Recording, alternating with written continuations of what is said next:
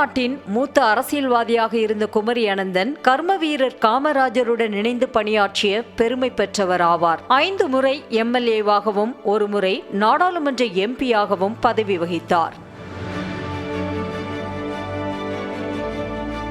கன்னியாகுமரி மாவட்டம் அகத்தீஸ்வரத்தில் பிறந்த இவர் 1977ஆம் ஆண்டு அகில இந்திய காங்கிரஸ் கட்சி சார்பில் நாகர்கோவில் தொகுதியில் போட்டியிட்டு வெற்றி பெற்று எம்பி ஆனார். பின்னர் காந்தி காமராஜ் காங்கிரஸ் கட்சி என்ற புதிய கட்சியை தொடங்கிய இவர் 1980ஆம் ஆண்டு நடைபெற்ற சட்டமன்ற தேர்தலில் சென்னை திருவொற்றியூர் தொகுதியில் போட்டியிட்டு வெற்றியும் பெற்றார். தொடர்ந்து 1984 சட்டமன்ற தேர்தலிலும் வெற்றி வாகை சூடிய குமரி அனந்தன் தனது காந்தி காமராஜ் காங்கிரஸ் கட்சியை காங்கிரசுடன் இணைத்துக் கொண்டு 1989, 1991ஆம் ஆண்டு சட்டமன்ற தேர்தல்களில் போட்டியிட்டு மீண்டும் வெற்றி பெற்றார்.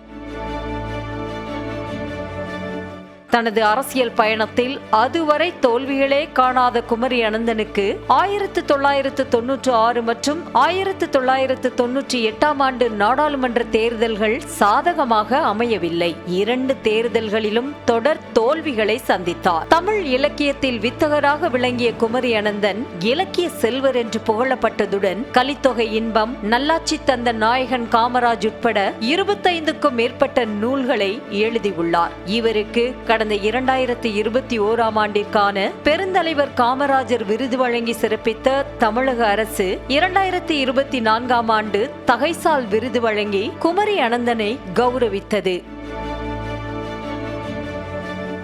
இலக்கிய நூல்கள் மூலம் தமிழுக்கு தொண்டாற்றிய குமரி அனந்தன் பனை மரத்தை பாதுகாக்க வேண்டும், தர்மபுரியில் பாரத மாதாவுக்கு கோவில் கட்ட வேண்டும், நதிகளை இணைக்க வேண்டும் உள்ளிட்ட பல்வேறு மக்களின் கோரிக்கைகளை வலியுறுத்தி பாத யாத்திரைகள் மேற்கொண்டு தமிழக மக்களுக்கும் தமிழ்நாட்டிற்கும் பெரும் தொண்டாற்றி மறைந்துள்ளார்.